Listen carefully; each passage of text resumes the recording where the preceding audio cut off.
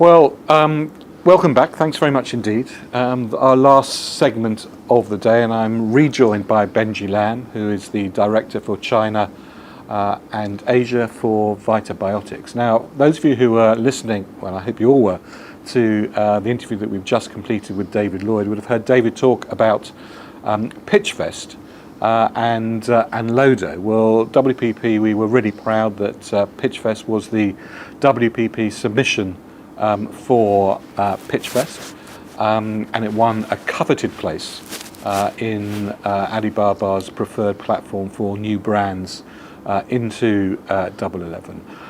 Now, in speaking with Lodo, we thought actually there's a bigger and a bolder idea that is something that we really should think about and how could we execute it. Taking three British brands, all operating in the health and wellness space, and all on Alibaba's 11.11 for this year, including Vitabiotics. Yes. I mean, our bold idea was to create this cohort of British brands in nutrition, in health and wellness, that were focusing on creating innovative, bespoke product specifically for Double 11.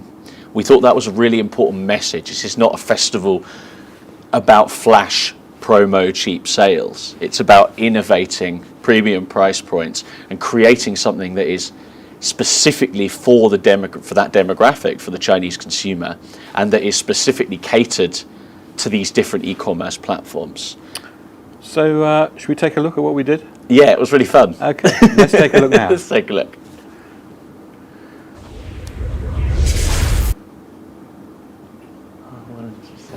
Hello, everybody. So today we're outside the studio in East London, where we've met with where Vitabiotics, myself, have met with Lodo and met with Rude Health to work on putting together our localized menu for China and Asia, to do photography and to film some interesting video snippets for consumers and people watching today.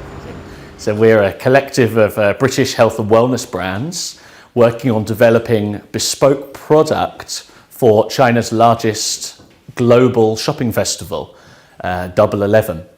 And we're looking at how the importance of creating bespoke product specifically for this event, in terms of highlighting its importance, not just as a flash or a promo type sale event, but actually as a really important brand equity building event. And that's why we're trying to push and innovate in terms of our localized product offerings. Britishness and health and wellness has a lot in common. I think firstly, it's innovative. The key message we want to convey is that the British health and wellness sector is innovative in China. It's focused on localization, on creating the right product for the right demographics in China, and really pushing the envelope in terms of how we can get that unique product offering to the end consumer through the medium of Double 11. Vitabiotics, for the Double 11 event, have constructed a unique product. So we are launching our Well-Man Effervescent Fizz and our Well-Woman Effervescent Fizz in market for the first time over Double 11.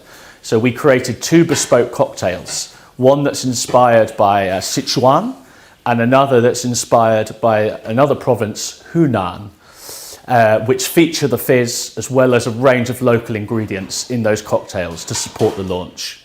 Yes, this is the first time that Vitabiotics has created a non-alcoholic wellness cocktail using this type of product. So we're really excited about the experience of creating that with local product, fusing that with British product. We use some local London tonic waters and of course the local British vitamins, coupled with the regional ingredients. And we're just really excited to be innovating and looking at how we can refine this process of localization in China, which is of key importance to us as a brand. I do sleep at night. I tend to take valerian root tablets by Vitabiotics, ...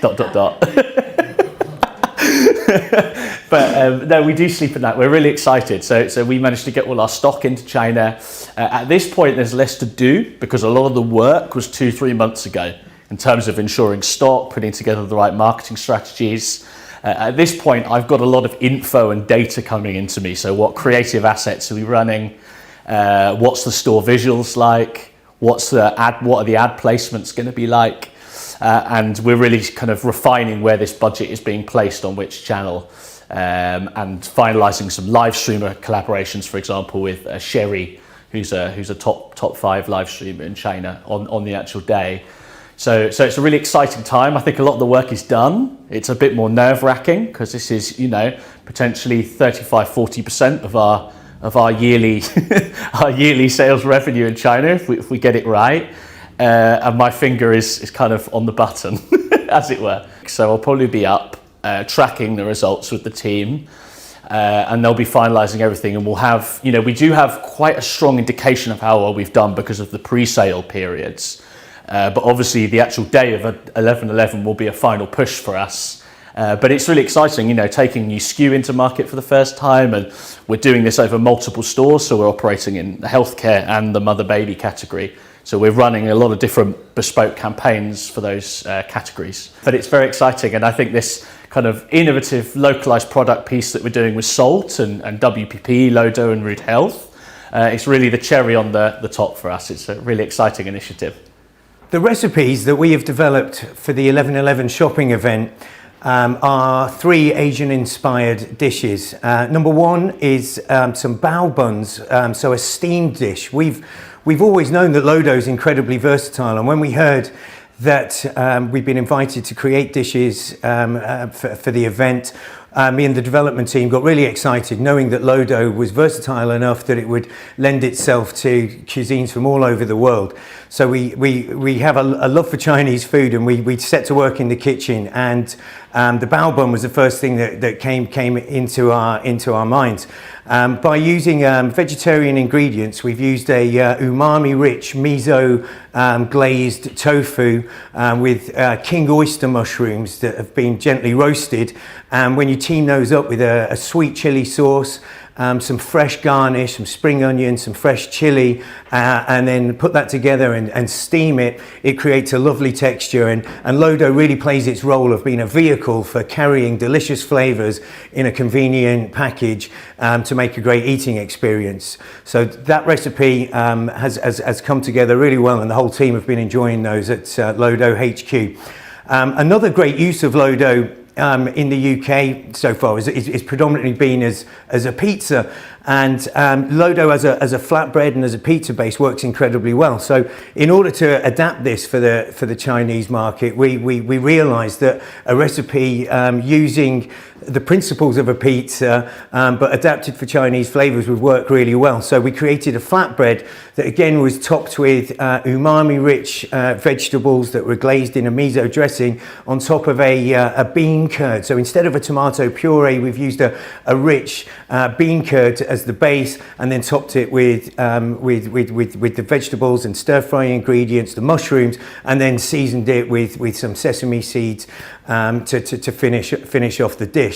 The third and final dish that we put together is a egg roll, and we know in our experience that using Lodo actually soaked in egg creates this lovely French toast style basis for a host of dishes.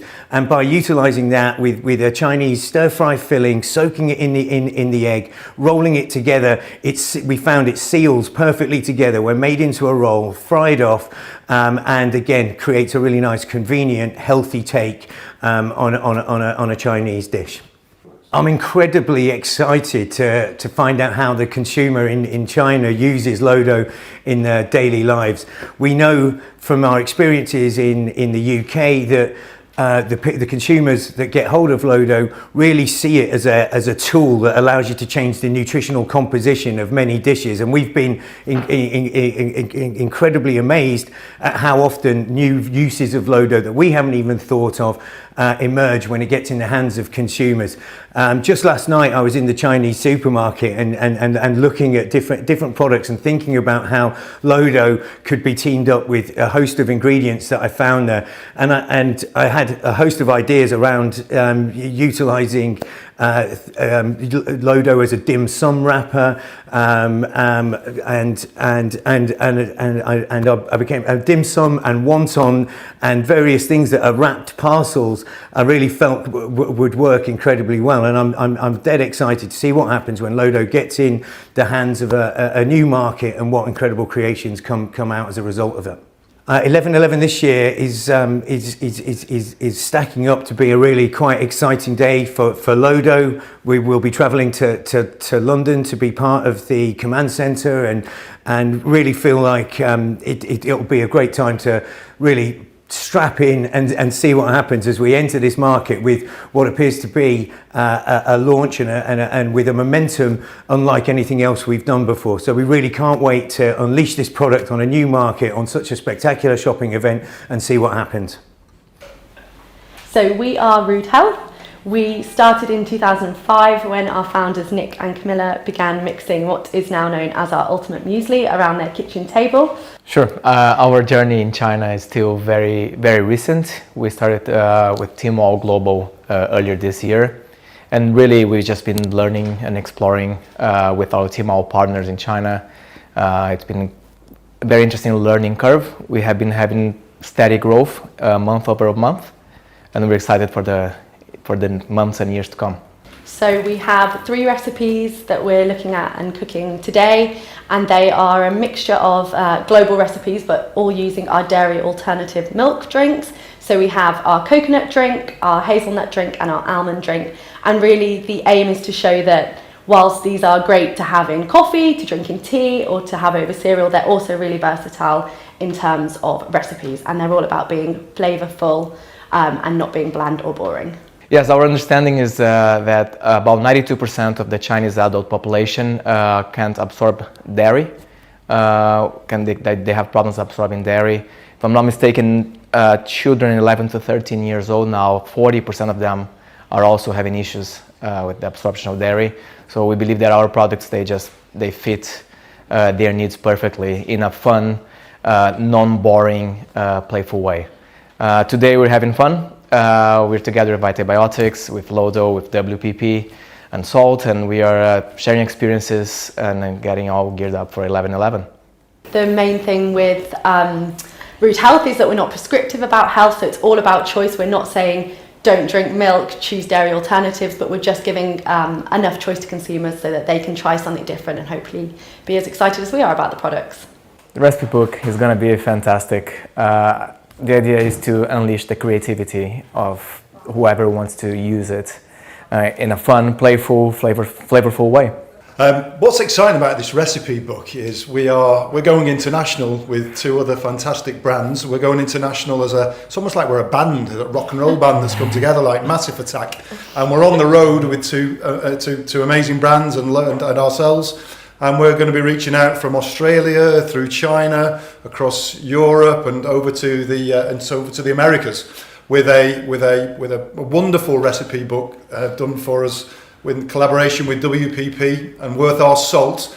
And we're going to be showcasing the best of British health and wellness with some insanely good flavours, some insanely creative ideas, and we're just so proud to be a part of it and look forward to the reaction globally as this ebook gets downloaded and hopefully people can experiment and buy our product online.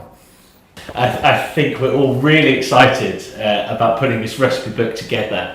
I think for the British health and wellness sector, it's a really important play in China and Asia in terms of how we localize, how we innovate, and how we really are sensitive and care about the end consumer.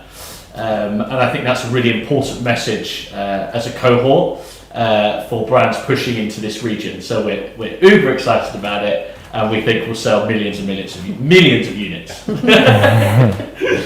So our advice would be get to know your consumer, so understand the nuances at a local level, at a national level, and I think test and learn really. So we've started quite slowly, but we're gradually building up, and we're taking lots of learnings along the way. And don't be afraid to, I guess, take those learnings and adapt as you go.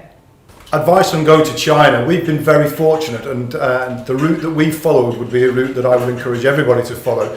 We've gone via a company called Samarkand, and we've taken a listing first of all on Tmall International, and that gives us a seamless journey into China, which, with the help of an organisation who are already very capable and already exporting and listing products in China. So that's been a great help for us in terms of getting our product first of all into China. It's a great launch pad from which to understand how the Chinese consumer might engage with your products. And we look forward to, after 11/11, and once we've understood how our products landed, then to developing our own site on the Tmall platform and really launching Lodo into China from 2022 onwards. My advice to any SME or business looking to enter China is absolutely do it. It's the most wonderful adventure. It's so exciting. It's so different. And I truly believe anything is possible in China. And I think having lived that with Vitabiotics, in a market that size, there is space for anything if you're prepared to localize and you're prepared to understand your end consumer. There is a market for you in China, definitively. So on that note, I think it's the most exciting market opportunity in the world.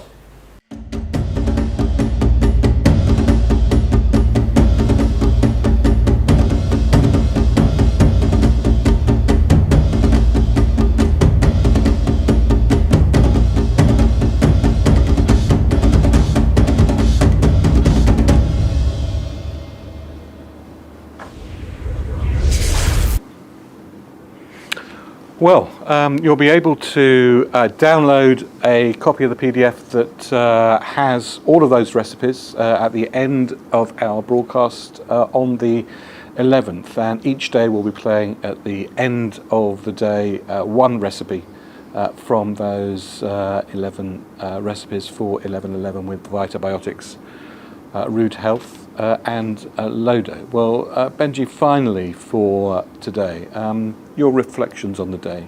It's been fascinating. So many angles, so many perspectives, such a level of qualification.